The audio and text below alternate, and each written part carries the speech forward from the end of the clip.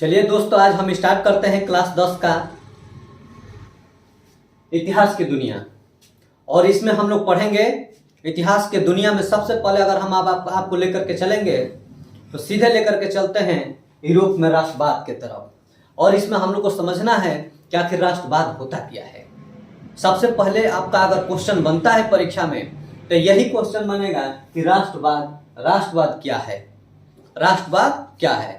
तो हम लोग सबसे पहले इसी को समझेंगे कि राष्ट्रवाद है क्या। तो आइए हम लोग समझते हैं सीधे राष्ट्रवाद। अगर इसी तरह के इतिहास के और वीडियो देखना चाहते हैं तो BRS स्टडी यूट्यूब चैनल को सब्सक्राइब कर लीजिएगा और बेल आइकन भी प्रेस कर लीजिएगा और इस वीडियो को अपने दोस्तों में भी शेयर कर दीजिएगा ताकि सबको इसका फायदा मिल सके। ये पार्ट 1 है और इसके बाद पार्ट 2 भी आएगा। तो चलिए समय ना गंवाते हुए हम स्टार्ट करते हैं।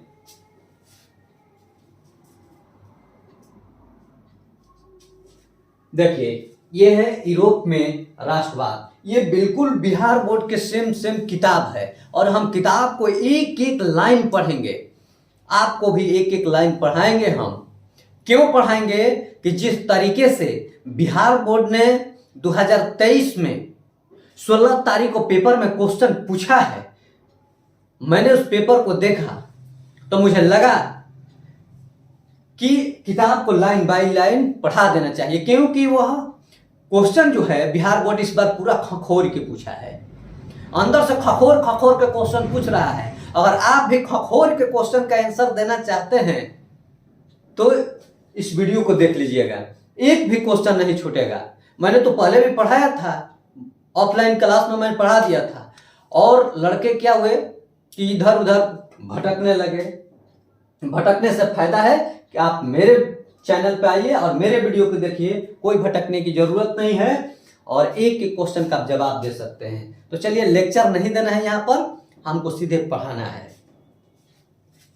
पहले हम स्टार्ट करते हैं राष्ट्रवाद। राष्ट्रवाद क्या है? तो राष्ट्रवाद एक तरीके से हम कहें तो आप कह सकते हैं कि राष्ट्रवाद वो है कि अपने देश के प्रति मर मिटने के लिए जो भावना रखते हैं या किसी भौगोलिक क्षेत्र के अंदर रहने वाले लोगों में सामाजिक, राजनीतिक और आर्थिक रूप से एकता की भावना उत्पन्न होती है, उसे भी हम राष्ट्रवाद कहते हैं। एक बार फिर से समझिए, राष्ट्रवाद किसे कहते हैं। अगर आप पहला ही शब्द राष्ट्रवाद समझ गए तो मैं दावे के साथ कह सकता हूं कि इस पूरे चैप्टर को आप आसानी से समझ सकते हैं। तो चलिए आप समझ लेते हैं एक बार फिर से राष्ट्रवाद क्या होता है। आइए देखते हैं एक बार फिर राष्ट्रवाद। अपने देश के प्रति मर मिटने की भावना रखने को ही राष्ट्रवाद कहते हैं। ऐसे हो गया। एक और कह सकते हैं, क्या कह सकते हैं कि किसी खास भौगोलिक क्षेत्र के अंदर, किसी खास भौगोलिक क्षेत्र के अंदर सांस्कृतिक, सामाजिक, आर्थिक रूप से परिवेश में रहने वाले लोगों में जब एकता की भावना उत्पन्न होती है, क्या होती है? जब एकता की भावना उत्पन्न होती है तब उसको कहेंगे यह राष्ट्रवाद है। क्या है? राष्ट्रवाद है। देखिए, यहां शुरू में ही लिखा है कि राष्ट्रवाद आधुनिक विश्व की राजनीतिक जागृति का प्रतिफल है। सबसे पहले हम ये देखेंगे कि आखिर राष्ट्रवाद का बीजारोपण कहां से होता है। ये यूरोप क्या है भाई? तो यूरोप एक महाद्वीप है। क्या है? एक महाद्वीप है। और सबसे पहले राष्ट्रवाद का उदय भी यूरोप से होता है। राष्ट्रवाद का उदय कहां से होता है? तो सबसे पहले राष्ट्रवाद का उदय यूरोप से होता है। और यूरोप में भी कैसे होता है? तो इसका बीजारोपण, इस क्रांति का ज्वाला फूटता है 1789 के क्रांति से। फ्रांसीसी क्रांति होता है 1789 ईस्वी में। वहीं से पहली बार राष्ट्रवाद का ज्वाला उत्पन्न होता है और पूरे विश्व में, पूरी दुनिया में राष्ट्रवाद की भावना जगती है। यहां तक कि भारत में भी उसी के देखा देखी राष्ट्रवाद की भावना उत्पन्न होती है। तो चलिए देखते हैं राष्ट्रवाद आधुनिक विश्व की राजनीतिक जागृति का प्रतिफल है। यह एक ऐसी भावना है जो किसी विशेष भौगोलिक, सांस्कृतिक या सामाजिक परिवेश में रहने वाले लोगों की वाहक बनती है। क्या होती है? लोगों के रहने का वाहक बनती है। यानी कहने का मतलब है कि किसी खास भौगोलिक क्षेत्र में सांस्कृतिक रूप से, सामाजिक रूप से उस परिवेश में रहने वाले लोगों में अपने देश के प्रति एकता की भावना जो उत्पन्न होती है, उसी को क्या कहते हैं? राष्ट्रवाद कहते हैं। मैं यह अनुमान कर सकता हूं कि आप राष्ट्रवाद के परिभाषा समझ चुके हैं। अगर परिभाषा समझ गए हैं तो चलिए हम अब आगे चलते हैं। देखिए, राष्ट्रवाद की भावना का बीजारोपण यूरोप में होता है। कहाँ होता है? राष्ट्रवाद का, ये जो राष्ट्रवाद है, राष्ट्रवाद का बीजारोपण सबसे पहले कहाँ होता है? तो यह यूरोप में होता है। मैंने पहले ही कहा कि इसका जो आग का, चिंगारी का जो ज्वाला फूटता है, ये सबसे पहले यूरोप से होता है। और किस क्रांति से होता है? तो 1789 के क्रांति से होता है। बीजारोपण यूरोप में पुनर्जागरण के काल से ही हो चुका था, परंतु 1789, इसको आप पेन डाउन करिएगा, 1789 ईस्वी की फ्रांसीसी क्रांति से यह उत्पन्न उन्नत रूप से प्रकट हुई है। यह 1789 ईस्वी में, कब? 1789 ईस्वी में क्या होता है कि यहीं से इसका क्रांति का ज्वाला फूटता है और राष्ट्रवाद पूरे दुनिया में फैलता है। उसके बाद 19वीं शताब्दी में तो यह उन्नत एवं आक्रामक रूप से सामने आई। जब 19वीं शताब्दी आता है तो पूरे दुनिया के सामने आक्रामक रूप से सबके सामने दिखाई देने लगता है। उसके बाद इसके कारण यथेष्ट थे और ये परिणाम भी युगांतकारी रहे। जो इसका परिणाम हुआ, कई युगों युगों तक ये लगातार चलते रहा, एकदम युगांतकारी रहा। आगे है कि यूरोप में राष्ट्रीयता की भावना के विकास में फ्रांस की राज क्रांति, तत्पश्चात नेपोलियन के आक्रमणों ने महत्वपूर्ण योगदान दिया था। क्या कह रहा है कि यूरोप में राष्ट्रीयता की भावना के विकास में फ्रांस की क्रांति, मैंने पहले कहा कि यूरोप में राष्ट्रीयता का जो भावना जगा, उसका मुख्य कारण था फ्रांसीसी क्रांति। और फ्रांसीसी क्रांति के नायक, वो 4 फीट का जवान, ये नेपोलियन जो था, बहुत ही बेहतरीन, मतलब लड़ाकू किस्म का एक क्रांतिकारी था। वह बाद में जाकर के सेना में भर्ती हो जाता है और वह इस क्रांति का वाहक बनता है। देखिए, उसके बाद फ्रांसीसी क्रांति ने राजनीति को अभिजात वर्गीय परिवेश से बाहर कर उसे अखबारों, सड़कों और सर्वसाधारण की वस्तु बना दिया।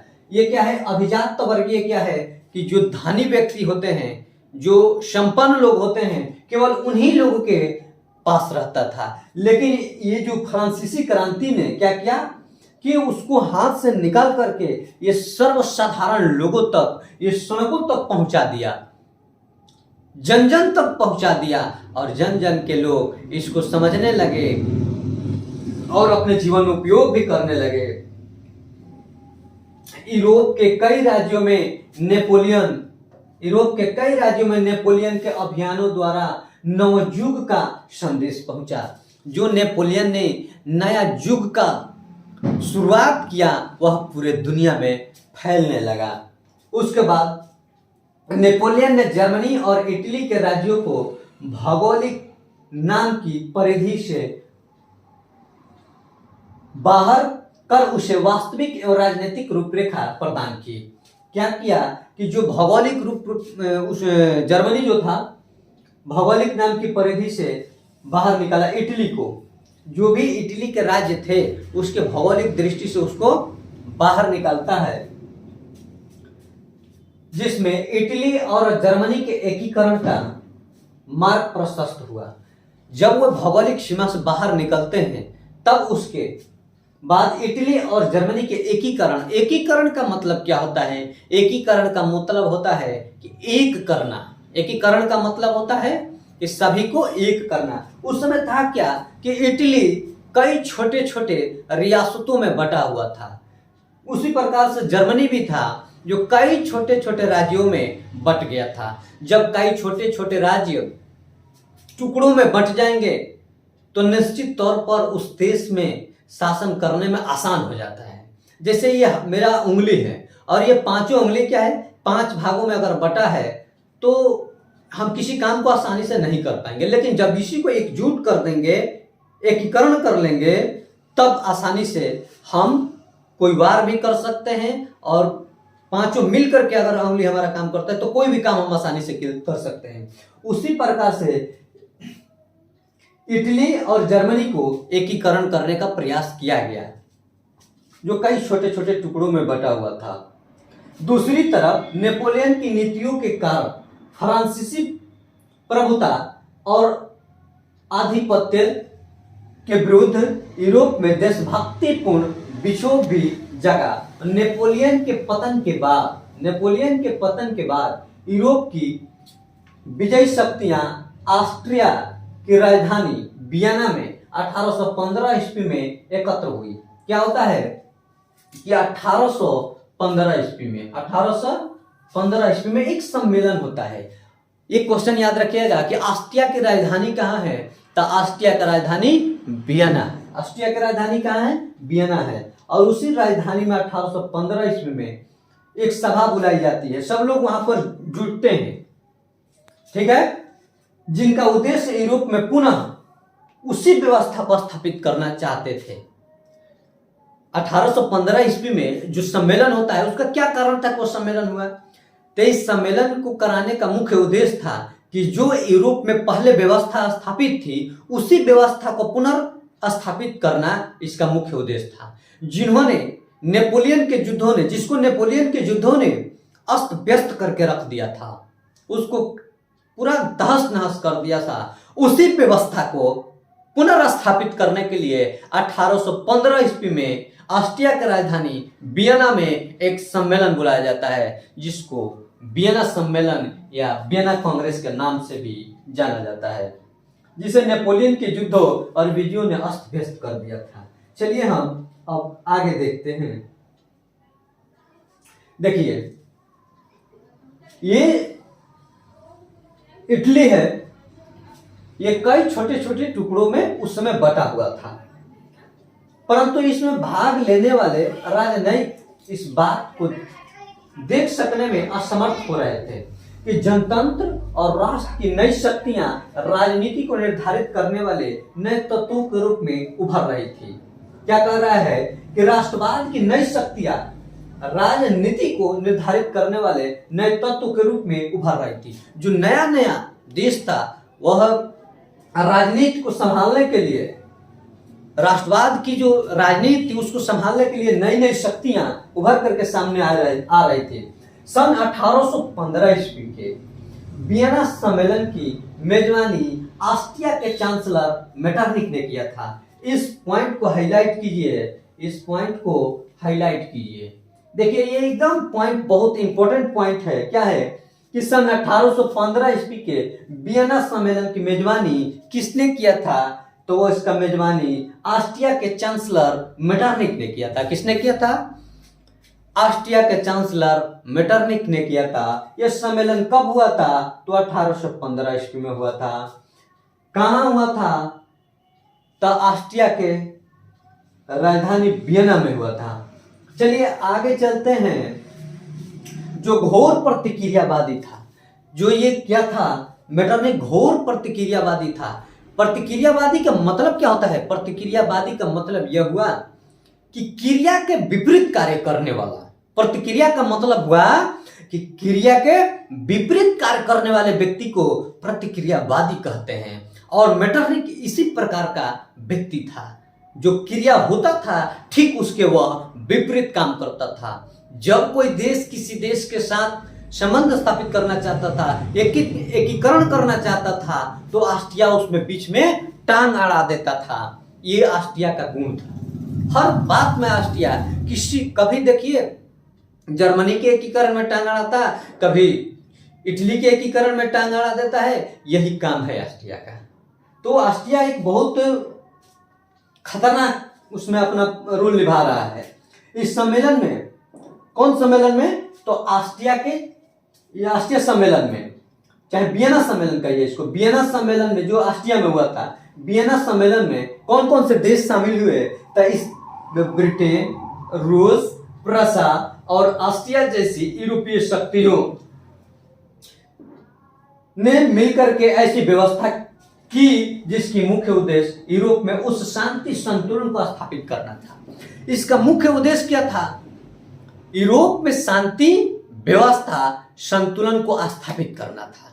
इस सम्मेलन का मुख्य उद्देश्य क्या था कि यूरोप में जो पहले शांति व्यवस्था थी, जो नेपोलियन के युद्ध ने उसको अस्त व्यस्त कर दिया था, उसी व्यवस्था को पुनः स्थापित करने के लिए वियना सम्मेलन कराया गया 1815 ईस्वी में। इसमें शामिल हुए थे, जिसमें कई देश शामिल हुए, जिसमें ब्रिटेन, रूस, प्रसा, ऑस्ट्रिया जैसी यूरोपीय शक्तियां इसमें शामिल हुई। पूछेगा कि ब्रिटेन किस महाद्वीप में आता है, तो ये यूरोप में आता है। पूछेगा कि रूस किस महाद्वीप में आता है, तो ये यूरोप महादेश में आता है। ऑस्ट्रिया किस महाद्वीप में आता है, तो यह भी यूरोप महादेश में आता है। रूस का आधा भाग यूरोप में है और आधा भाग एशिया में है। ठीक है, तो आप ये बात समझ गए होंगे। आपको मैं अनुमान करता हूं कि आपको ये याद भी हो गया होगा कि वियना सम्मेलन कब हुआ था। एक भी क्वेश्चन छूटने वाला नहीं है, मैं ऐसा अनुमान कर रहा हूं। अगर आप लाइन बाय लाइन एक एक बारीकी से ध्यान देकर के पढ़ते हैं तो निश्चित तौर पर एक भी क्वेश्चन छूटने वाला नहीं। अरे बिहार बोर्ड देगा कहां से क्वेश्चन, उसका हिम्मत कहां से है? अगर बिहार बोर्ड इस किताब से अगर एक भी क्वेश्चन बाहर देता है तो मैं पढ़ाना छोड़ दूंगा, ये दवा है। चलिए आगे देखते हैं क्या था जिसे नेपोलियन के युद्धों ने समाप्त कर दिया था। जो वहां पर शांति व्यवस्था था, उस शांति व्यवस्था को स्थापित करना चाहता था लोग, इसीलिए तो 1815 ईस्वी में ऑस्ट्रिया सम्मेलन करवाया गया था। इसी व्यवस्था को स्थापित करने के लिए, शांति व्यवस्था स्थापित करने के लिए किया गया था, जिसने नेपोलियन के युद्धों ने समाप्त कर दिया था। ठीक है, यही मेटरनिख है। ये फिगर में आपको दिख रहे हैं, ये भाई जी आपको देख रहे हैं फिगर में, ये कौन है? मेटरनिख है। ठीक ना, ऑस्ट्रिया का चांसलर जो है यही मेटरनिख है। देखिए, जिसे नेपोलियन के युद्धों ने समाप्त कर दिया था। गणतंत्र एवं प्रजातंत्र जो फ्रांस की क्रांति की देन थी। क्या कह रहा है कि गणतंत्र एवं प्रजातंत्र जो फ्रांस की क्रांति हुई थी, जो फ्रांस की क्रांति नहीं होती तो गणतंत्रात्मक व्यवस्था नहीं आता, प्रजातंत्र माने प्रजा माने लोगों के शासन नहीं हो पाता। इसलिए जो फ्रांस की क्रांति की देन थी उसका विरोध करना और पुरातन व्यवस्था की पुनर्स्थापना करना मेटरनिख व्यवस्था का उद्देश्य था। पूछेगा, क्या क्वेश्चन पूछेगा चला? क्वेश्चन पूछेगा कि मेटरनिख किस व्यवस्था को स्थापित करना चाहता था? मेटरनिख किस व्यवस्था को स्थापित करना चाहता था? तो एकदम अस्थायी रूप से, एकदम बारीकी से इसको ध्यान दीजिएगा। फ्रांस की क्रांति की देन थी, कह रहा है कि उसका विरोध करना, फ्रांस की क्रांति का विरोध करना और पुरातन व्यवस्था, पुरातन मतलब क्या हुआ? जो उससे पुरानी व्यवस्था, जो पहले व्यवस्था थी, उसी व्यवस्था को स्थापित करना मेटरनिख व्यवस्था का उद्देश्य था। ठीक है, अतः वियना सम्मेलन के माध्यम से यूरोप में नेपोलियन युग का अंत और मेटरनिख युग की शुरुआत होती है। क्या होता है कि यूरोप में नेपोलियन युग का अंत होता है और मेटरनिख युग की शुरुआत होता है। तो ये कब होता है? तो 1815 ईस्वी में मेटरनिख युग की शुरुआत होता है और नेपोलियन युग समाप्त होता है। और यह कहां तक चलता है? तो 1848 तक चलता है। उसके बाद देखिए, इटली पर शुरुआत हुई। इटली पर अपना प्रभाव स्थापित करने के लिए मेटरनिख ने उसे कई राज्यों में विभाजित कर दिया था। मेटरनिख बड़ा होशियार था चला।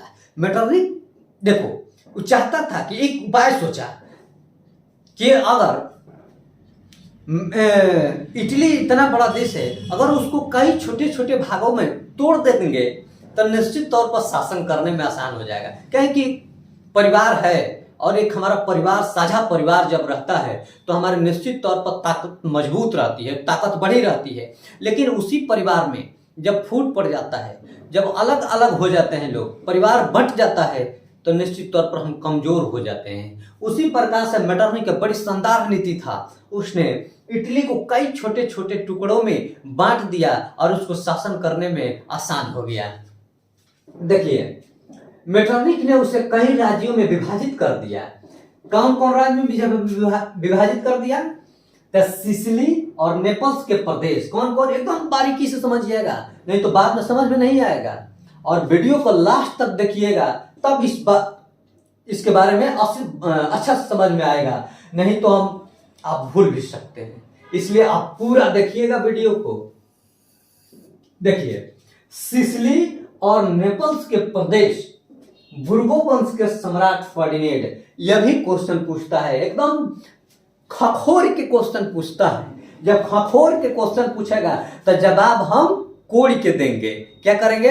जब क्वेश्चन खखोर के पूछेगा तो जवाब कोड़ के देंगे हम। आइए कैसे कोड़ के जवाब देंगे। पूछेगा क्वेश्चन कि बुर्गो राजवंश के सम्राट कौन थे, तो आप कहिएगा कि फर्डिनेंड को दे दिया गया। रोम और उसके आसपास के राज्य पोप को सौंप दिया गया। क्या कर रहा है कि रोम और उसके आसपास के राज्य। इटली की राजधानी कहाँ है चला? इटली की राजधानी याद रखिएगा, इटली की राजधानी है रोम। इटली की राजधानी कहाँ है? रोम। तो यही कह रहा है कि रोम और उसके आसपास के राज्य किसको दे दिया गया? पोप को दे दिया गया। किसको? पोप को दे दिया गया। और लोम्बार्डी एवं वेनेशिया पर ऑस्ट्रिया की प्रभुत्व कायम हुई। देखिए, एक लोम्बार्डी था और वेनेशिया था, इस पर किसका प्रभुत्व था? पूछेगा क्वेश्चन आपसे, चला अगर क्वेश्चन पूछ ले कि लोम्बार्डी एवं वेनेशिया पर किसका आधिपत्य था, किस देश का आधिपत्य था, किस देश का अधिकार था, तो आप कहिएगा कि लोम्बार्डी और वेनेशिया पर ऑस्ट्रिया का प्रभुत्व था। उसके बाद परमा, मोडेना और टस्कनी के प्रांत हैब्सबर्ग जर्मनी में हैब्सबर्ग राजवंश को दे दिए गए। किसको दे दिए गए? परमा, मोडेना और टस्कनी के प्रांत हैब्सबर्ग को दे दिए गए। किसको दे दिए गए? हैब्सबर्ग को दे दिए गए, राजवंश को दे दिए गए। तथा जिनेवा और सार्डिनिया पिडमाउंट। कौन कौन? जिनेवा और सार्डिया पिडमाउंट के राज्य में सम्मिलित कर लिए गए। किसको किसको? जिनेवा और सार्डिनिया पिडमाउंट के राज्य को सम्मिलित कर लिए गए। जर्मनी में 39 रियासतों का संघ, 39 रियासतों का। जर्मनी में कितने संघ थे? तो जर्मनी जो था 39 रियासतों में बटा हुआ था। और रियासत का मतलब क्या होता है? रियासत का मतलब होता है कि कई छोटे छोटे टुकड़ों में बटा हुआ। जिससे हमारा पहले देश जो अंग्रेजों का गुलाम था, तो हमारा भी देश लगभग 565 रियासतों में विभाजित था। उस समय जो जर्मनी था लगभग 39 रियासतों का संघ कायम रहा था, जिस पर अप्रत्यक्ष रूप से ऑस्ट्रिया का अधिकार था। प्रत्यक्ष डायरेक्ट रूप से नहीं, इनडायरेक्ट रूप से, अप्रत्यक्ष रूप से किसका आधिपत्य था? ऑस्ट्रिया का आधिपत्य था उस पर।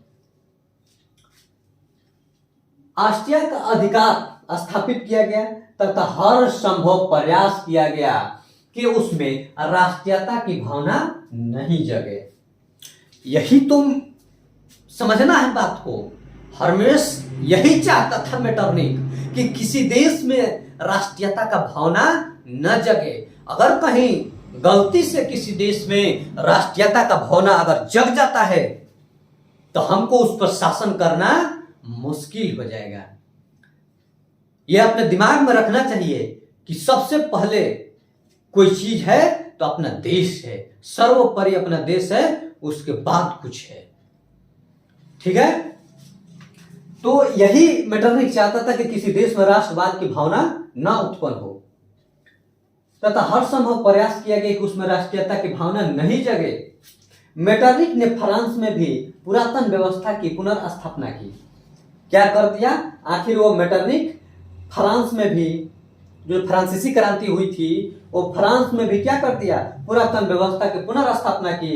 इस तरह वियना सम्मेलन प्रतिक्रियावादी शक्तियों की विजयी थी। देख लीजिए क्या हुआ, प्रतिक्रियावादी शक्तियों की विजयी थी जो मेटरनिक चाहता था। एक बार फिर से समझिए, मेटरनिक चाहता क्या था?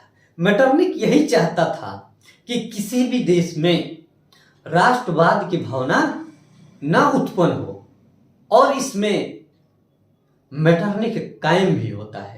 वह किसी भी देश में राष्ट्रवाद की भावना उत्पन्न नहीं होने देना चाहता था और इसमें वह कायम हुआ, और उसी का प्रतिफल था कि प्रतिक्रियावादी शक्तियों की विजय थी।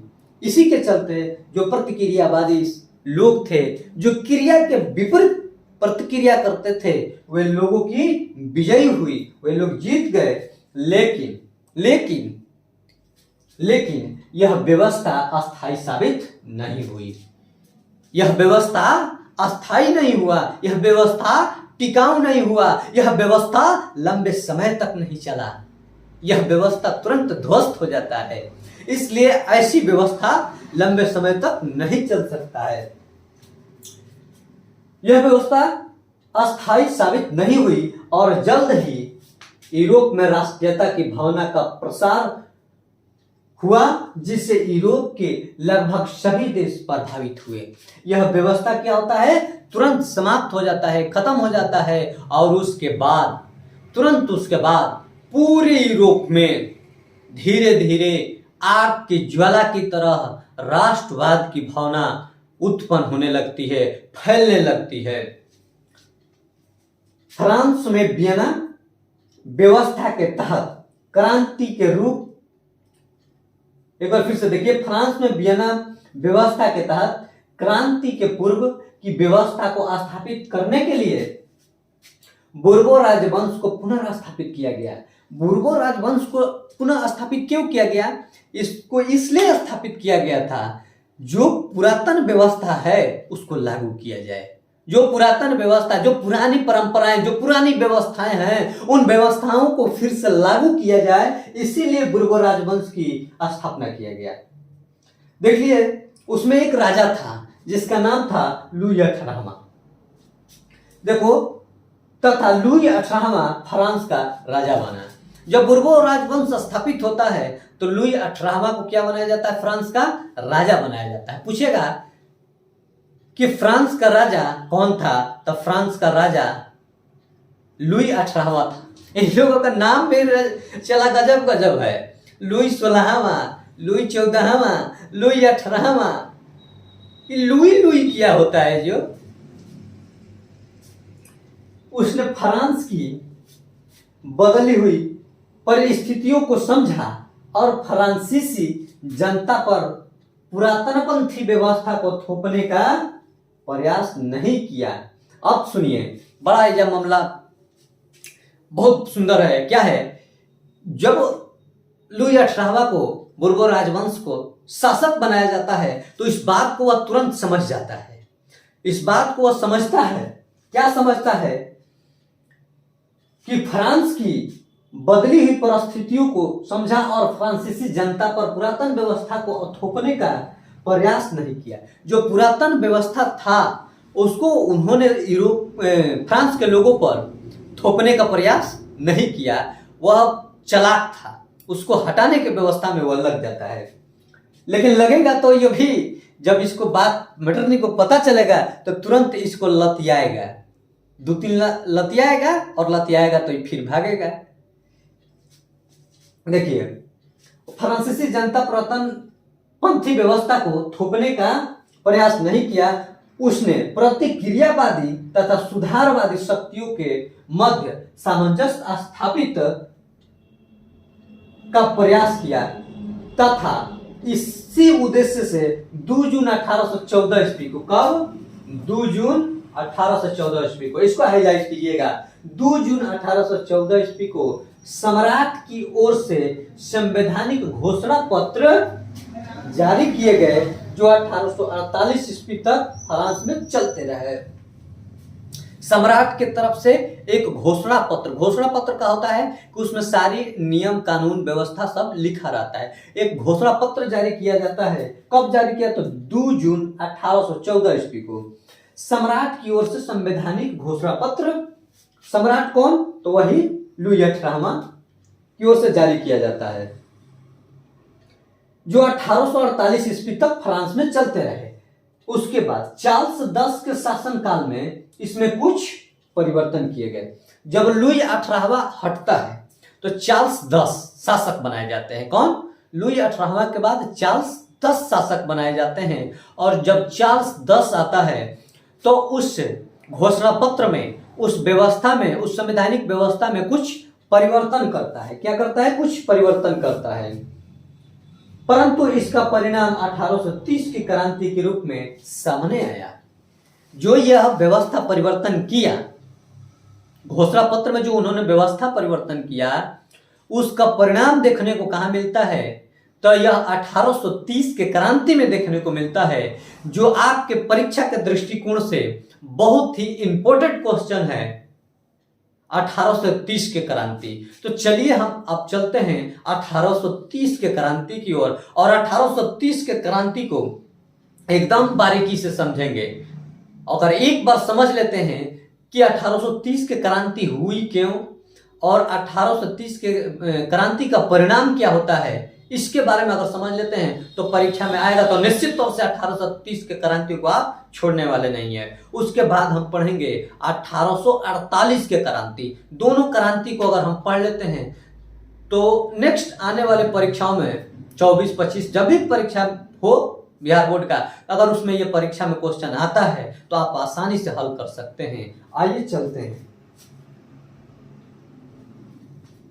देखिए जुलाई 1830 की क्रांति, इसको कहते हैं जुलाई 1830 के क्रांति या 1830 के क्रांति।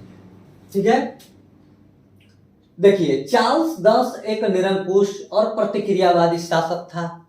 क्या कहिएगा कि चार्ल्स 10 एक निरंकुश शासक और प्रतिक्रियावादी शासक था। चार्ल्स 10 एक निरंकुश और प्रतिक्रियावादी शासक था, जिसने फ्रांस में उभर रही राष्ट्रीयता तथा जनतंत्रवादी भावनाओं को दबाने का कार्य किया। जो कहा, फ्रांस में, जो फ्रांस में राष्ट्रीयता की भावना उत्पन्न हो रही थी, जो लोगों में अपने देश के प्रति जुनून और जज्बा जग रहा था, उस जज्बे को, उस राष्ट्रीयता को, उस देशभक्ति को समाप्त करने का प्रयास, जनतांत्रिक भावनाओं को, जनतांत्रिक भावना, जनता के भावना को दबाने का प्रयास किया। किसने, तो चार्ल्स 10। एकदम बारीकी से समझिएगा, चला एकदम एक एक पॉइंट आपको समझ में आ जाएगा निश्चित तौर पे। चार्ल्स 10 एक निरंकुश एवं प्रतिक्रियावादी शासक था, जिसने फ्रांस में उभर रही राष्ट्रीयता तथा जनतंत्रवादी भावनाओं को दबाने का कार्य किया। उसने अपने शासनकाल में संवैधानिक लोकतंत्र की राह में कई गतिरोध उत्पन्न किए।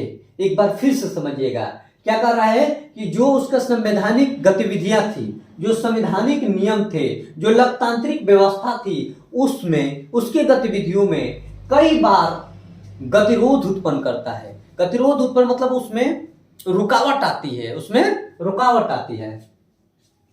उसके द्वारा प्रतिक्रियावादी, उसके द्वारा, किसके द्वारा, चार्ल्स 10 के द्वारा। किसके द्वारा चला, तो चार्ल्स 10 के द्वारा प्रतिक्रियावादी। कौन, पोलिनेक। कौन, पोलिगनेक को प्रधानमंत्री बनाया जाता है। किसको? बड़ी मामला देखिए अब कहां चल गया कि पोलिगनेक को प्रधानमंत्री बनाया गया। किसके द्वारा? तो चार्ल्स 10 बनाता है। किसको? चार्ल्स 10 पोलिगनेक को फ्रांस का प्रधानमंत्री बनाता है। कहां का? फ्रांस का प्रधानमंत्री बनाता है, बनाया गया। पोलिगनेक ने पूर्व में लुई 18वें के द्वारा स्थापित शासन नागरिक संहिता के स्थान पर, आपको पीछे बताएं कि लुई 18वां क्या किया था? लुई 18वां क्या किया था? देखिए कहां है, देखिए लुई 18वां फ्रांस का राजा बना। उसने फ्रांस की बदली हुई परिस्थितियों को समझा और फ्रांसीसी जनता पर पुरातन व्यवस्था को थोपने का प्रयास नहीं किया। क्या किया था इसने? जो पुरानी व्यवस्था थी उसको थोपने का प्रयास लुई 18वां ने नहीं किया था। आप समझिएगा कि लुई 18वें द्वारा स्थापित समान नागरिक संहिता के स्थान पर जो सभी नागरिकों को समान रूप से देखना चाहते थे, कौन? लुई 18वां सभी नागरिकों को समान रूप से देखता था, सभी को लोकतांत्रिक भावनाओं से देखता था, सबको एक जोड़ करके रखना चाहता था। लेकिन नागरिक संहिता के स्थान पर शक्तिशाली अभिजात वर्ग की स्थापना तथा उसे विशेषाधिकारों से विभूषित करने का प्रयास किया। क्या किया? अभिजात वर्ग का मतलब क्या हुआ? वैसा वर्ग जो पहले से ही धनी था, संपन्न था, कुलीन लोग, तो वैसे लोगों को, वर्गों की स्थापना तथा उसे विशेषाधिकार, माने सबसे अधिक उन्हीं लोगों के पास अधिकार, किसान, मजदूर, जो भी लोग थे, महिला, इन सबों को अधिकारों को छीन लिया गया और ये सारे अधिकार अभिजात वर्गों के हाथों में सौंप दिया गया, करने का प्रयास किया गया। उसके इस कदम को उदारवादियों ने चुनौती तथा क्रांति के विरुद्ध षड्यंत्र समझा। जब ऐसा ये किया, कौन? पोलिगनेक ने किया। पोलिगनेक जो प्रधानमंत्री किसके द्वारा बनाया गया था? चार्ल्स 10 के द्वारा बनाया गया था। और जब ऐसा वह कर रहा था तो जो उदारवादी लोग थे तो उन्होंने सोचा कि ये हमारे खिलाफ कोई षड्यंत्र रच रहा है। उन लोगों को बात समझ में नहीं आया। वो सोचा कि ये मेरे खिलाफ, ये जो उदारवादी लोग थे ये बात को समझ गए कि ये हमारे खिलाफ क्या कर रहा है? कोई ना कोई एक षड्यंत्र रच रहा है।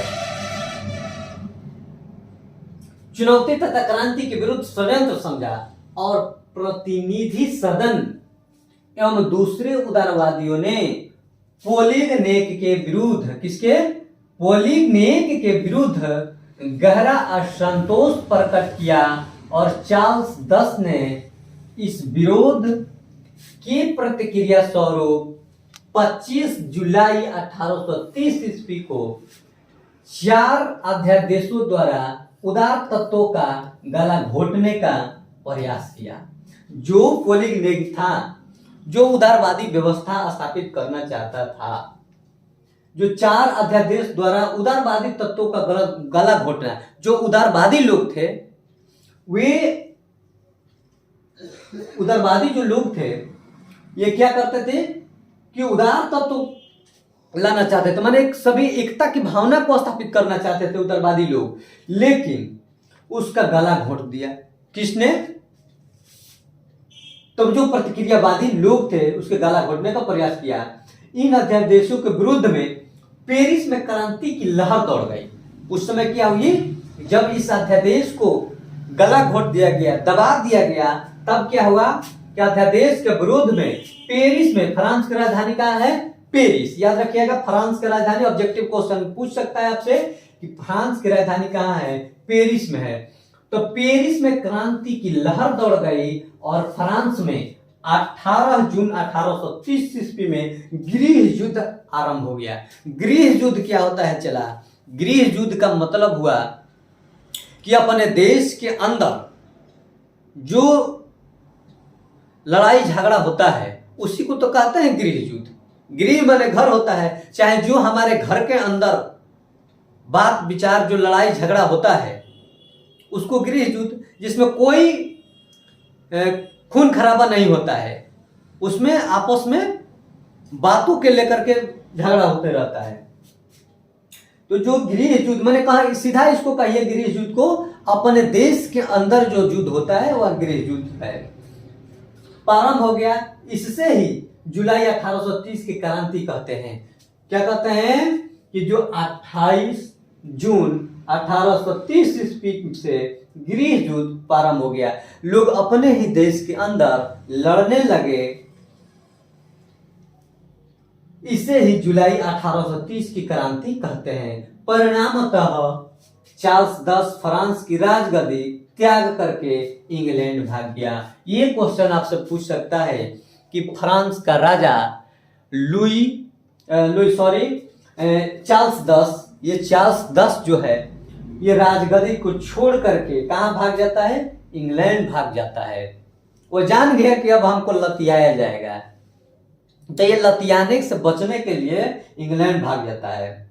और इस प्रकार फ्रांस में बुर्बो वंश के शासन का अंत हो गया। काहे कि बुर्बो राजवंश को यही लोग चला रहे थे। लुई चार्ल्स 10 था, लुई 18वां था, ये सब जो जितने भी प्रतिक्रियावादी शासक थे वही तो बुर्बो वंश को चला रहे थे। अब बुर्बो वंश का क्या अभिप्राय था? वह यही चाहता था कि फ्रांस में जो पुरातन व्यवस्था है उसको लागू किया जाए, उसको स्थापित किया जाए। जो वही चार्ल्स 10 यहाँ लात जूता खाने के चक्कर में पड़ता है, जब इसको पिटाने का बारी आता है तो यह छोड़ करके सीधे इंग्लैंड भाग जाता है। फ्रांस में जुलाई 1830 ईस्वी की क्रांति के परिणाम स्वरूप बुर्बो वंश की स्थापना पर आर्लियंस वंश को गद्दी सौंपी गई। याद रखिएगा, ये अगर खखोर के क्वेश्चन पूछेगा तो जवाब दीजिएगा। कहेगा कि बुर्बो वंश के जाने के बाद कौन से वंश का स्थापना होता है? आर्लियंस वंश को गद्दी सौंपी गई। किसको? आर्लियंस वंश को गद्दी सौंपी गई। इस वंश के शासक लुई फिलिप ने उदारवादियों, पत्रकारों तथा पेरिस की जनता के समर्थन में सत्ता प्राप्त की। किसके समर्थन में? एकदम बारीकी से ध्यान दीजिएगा, एकदम इसको याद कीजिएगा। किसके समर्थन में? तो जो आयरलैंड को सत्ता सौंपी गई तो वहां के जनता, इस वंश के शासक लुई फिलिप के उदारवादियों, पत्रकारों तथा पेरिस की जनता के समर्थन से, पेरिस की जनता, फ्रांस की राजधानी पेरिस, जो पेरिस की जनता थी, लोग थे, उससे सत्ता प्राप्त की थी। अतएव उसकी नीतियां उदारवादियों के पक्ष में तथा संवैधानिक गणतंत्र के निमित्त रही। देखिए ये क्या हुआ, इसका जो फैसला हुआ, इसका जो पक्ष सामने आया, ये किसके पक्ष में आया? उदारवादियों के पक्ष में आया, संविधान के पक्ष में आया। ठीक है, अब चलते हैं हम कि 1830 की क्रांति का प्रभाव क्या था। क्या प्रभाव पड़ा 1830 की क्रांति का? इस प्रकार जुलाई की क्रांति इस बात की सूचक थी कि देश में कट्टर राजसत्तावादियों का प्रभाव कम हो रहा था। यह क्रांति ने साबित कर दिया, 1830 की क्रांति ने यह साबित कर दिया, इसका यही प्रभाव हुआ कि जो राजसत्तावादी थे, राज में अपना सत्ता कायम करना चाहते थे, ऐसे लोगों का प्रभाव समाप्त हो रहा है, खत्म हो रहा है। वास्तव में यह क्रांति मध्यम वर्ग और लोक संप्रभुता के सिद्धांतों की देन थी। यह किसकी? मध्यम वर्ग। मध्यम वर्ग में कौन कौन आते हैं? मध्यम वर्ग में यही वकील, किसान, डॉक्टर सब इसके अंतर्गत आ जाएंगे। और लोकतंत्र संप्रभुता के सिद्धांतों की देन थी। इस क्रांति ने फ्रांसीसी क्रांति के सिद्धांतों को पुनर्जीवित किया। यह क्रांति ने किसके? फ्रांसीसी क्रांति के सिद्धांतों को पुनर्जीवित किया तथा वियना कांग्रेस के उद्देश्यों को निर्मूल सिद्ध कर दिया, माने उसको बेकार साबित कर दिया। इसका प्रभाव संपूर्ण यूरोप पर पड़ा और राष्ट्रीयता तथा देशभक्ति की भावना का प्रस्फुटन जिस प्रकार हुआ, उससे सभी यूरोपीय राष्ट्रों के राजनैतिक एकीकरण, संवैधानिक सुधारों तथा राष्ट्रवाद के विकास का मार्ग प्रशस्त किया गया। इटली तथा जर्मनी का एकीकरण तथा यूनान, पोलैंड एवं हंगरी में तत्कालीन व्यवस्था के प्रति राष्ट्रीयता के प्रभाव की भावना जगा।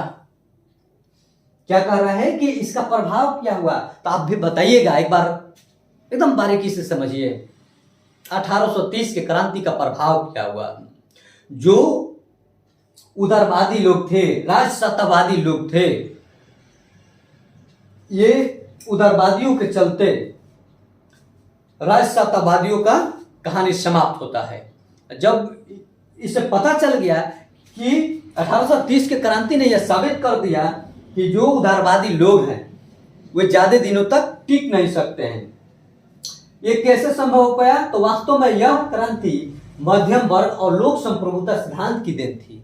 यह मध्यम वर्ग की देन थी कि यह क्रांति, ये जिसमें व्यवस्था स्थापित हो पाया। इस क्रांति ने फ्रांसीसी क्रांति के सिद्धांतों को पुनर्जीवित किया। 1830 की क्रांति जो था, जो फ्रांस की क्रांति हुई थी और जो मेटरनिक उसको समाप्त करना चाहता था, पुरातन व्यवस्था स्थापित करना चाहता था फ्रांस में, लेकिन 1830 के क्रांति ने उस व्यवस्था को, मेटरनिक के व्यवस्था को समाप्त किया और जो फ्रांसीसी क्रांति की लोक प्रभुता थी, जो व्यवस्था थी, उसको स्थापित करती है ये 1830 के क्रांति। इसको पुनर्जीवित कर दिया, एक बार फिर से जीवित कर दिया और राष्ट्रीयता, लोगों में राष्ट्रीयता की भावना, देशभक्ति की भावना का प्रस्फुटन होता है, तेजी से विकास होता है और लोग अपने अपने देश के प्रति राष्ट्र के विकास का मार्ग प्रशस्त किया और इटली तथा जर्मनी जैसे देशों का एकीकरण करने का मार्ग प्रशस्त होता है। चलिए हम अब आगे देखते हैं कि कारण आंदोलन उठ खड़े हुए। आगे चलकर फ्रांस में भी लुई फिलिप के खिलाफ आवाज उठने लगी। लुई फिलिप को बनाया गया था और उसके खिलाफ भी धीरे धीरे आवाज उठने लगता है। फ्रांस में एक और क्रांति की पृष्ठभूमि तैयार कर दी। 1830 के क्रांति ने ही, और किसके खिलाफ, लुई फिलिप के खिलाफ आवाज ने एक और क्रांति का बीजारोपण कर दिया। वह क्रांति का नाम था 1848 के क्रांति। चलिए तो अब हम देखते हैं 1848 के क्रांति। लुई फिलिप एक उदारवादी शासक था। लुई फिलिप कैसा शासक था? चला तो लुई फिलिप एक उदारवादी शासक था, परंतु बहुत अधिक महत्वाकांक्षी था। एक बार फिर से समझिए, लुई फिलिप एक उदारवादी शासक था, परंतु बहुत अधिक महत्वाकांक्षी। महत्वाकांक्षी का मतलब अपने लिए सब कुछ करने वाला, बहुत ही महत्वाकांक्षी था। उसने अपने विरोधियों को खुश करने के लिए स्वर्णिम मध्यम वर्गीय नीति का अवलंबन करते हुए क्या किया कि स्वर्णिम मध्यम वर्गीय, यानी जो मध्यम वर्ग के लोग थे, उनके नीतियों का अवलंबन करता है। किसको खुश करने के लिए? विरोधियों को खुश करने के लिए स्वर्णिम। क्योंकि हमने अभी देखा है कि 1830 के क्रांति में कि मध्यम वर्ग ने जो क्रांति किया, उसका परिणाम देखने को आपको इसमें भी मिलेगा। सॉरी, नीति का अवलंबन करते हुए सन 1840 ईस्वी में गीजो को प्रधानमंत्री नियुक्त किया। एक बात यह भी याद रखिएगा कि लुई फिलिप एक उदारवादी शासक था, परंतु वह बहुत महत्वाकांक्षी था। उसने अपने विरोधियों को खुश करने के लिए स्वर्णिम मध्यम वर्गीय नीति का अवलंबन करते हुए सन 1840 ईस्वी में गीजो को प्रधानमंत्री बनाता है। पूछेगा तो लुई फिलिप ने किसको प्रधानमंत्री बनाया था? तो लुई फिलिप ने गीजो को प्रधानमंत्री बनाया था, नियुक्त किया, जो एक कट्टर प्रतिक्रियावादी था। बाप रे बाप, एकदम कट्टर प्रतिक्रियावादी, किसी का बातें नहीं सुनता, एकदम तुरंत क्रिया के विपरीत प्रतिक्रिया देता था, प्रतिक्रियावादी था। वह किसी भी तरह के वैधानिक, सामाजिक, आर्थिक सुधारों के विरुद्ध था। ये तो चाहबे नहीं करता था कि संवैधानिक विकास हो, सामाजिक विकास हो, आर्थिक सुधार हो, ये बिल्कुल नहीं चाहते, एकदम प्रतिक्रियावादी कट्टर था। लुई फिलिप ने पूंजीपति वर्ग को साथ रखना पसंद किया। देखिए, लुई फिलिप जो बहुत होशियार था, ये लुई बहुत होशियार था, लेकिन हाँ ये बड़ा बकलोल निकला। कौन? ये जो था क्या कहते हैं, इसका क्या नाम है, ये कट्टर गीजू बड़ा बकलोल था। ये एकदम प्रतिक्रिया कट्टरवादी था, ये बड़का बकलोल निकला। लेकिन लुई फिलिप बहुत होशियार था, ये सबको लेकर के चलना था। जो मध्यम वर्ग था और जो पूंजीपति लोग थे, जानता था कि सारे पूंजी किसके पास है, बड़े बड़े लोगों के पास है, उसको अपने साथ में लेकर के चलना था। पसंद किया जिसे शासन के कार्यों में अभी रुचि नहीं थी। किसको? देखिए, फ्रांस के जो लोग थे, बड़े बड़े जो लोग थे, जो सत्ता में काबिज थे, अभिजात्य वर्ग के लोग थे, वो निश्चित तौर पर उसको फ्रांस के लोगों से कोई मतलब नहीं था। फ्रांस के जनता से बिल्कुल किसी को कोई मतलब नहीं था। वे एकदम जनता से रुचि ही नहीं रखते थे, बिल्कुल अकेला अपना मनोरंजन, क्योंकि उसके पास धन होता था, सारे ऐशो आराम की जिंदगी होती थी, इसलिए वो किसी से नहीं होते। और जो अल्पमत में कार्यों में अभिरुचि नहीं थी, और जो अल्पमत में भी थे, अल्पमत में मतलब उसके पास बहुमत नहीं थी, वह बहुत कम संख्या में थे और धनी थे, और लोगों से उसका कोई मतलब नहीं रहता था। बताए ना कि ये जो लुई फिलिप है बहुत होशियार था। और देखिए किन किन लोगों को अपने साथ मिलाता है। अल्पमत में भी था, उसके पास किसी भी तरह का सुधारात्मक कार्यक्रम नहीं था, जिसके पास जनता को सुधारने के लिए कोई कार्यक्रम नहीं था, जनता से उसको कोई मतलब ही नहीं रहता था। वैसे लोगों को पकड़ करके लुई फिलिप अपने साथ रखना था। लेकिन है बकलोलवा गीजो को कौन समझाए?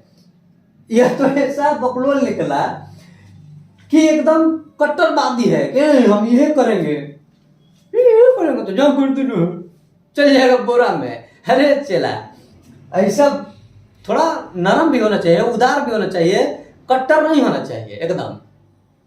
यही देखिए क्या होता है, अब आगे क्या होता है। और न ही उसे विदेश नीति से ही किसी तरह की सफलता हासिल हो रही थी। उसके शासन काल में देश में भूखमरी एवं बेरोजगारी व्यापक होने लगी, जिसकी वजह से गीजो की आलोचना होने लगी।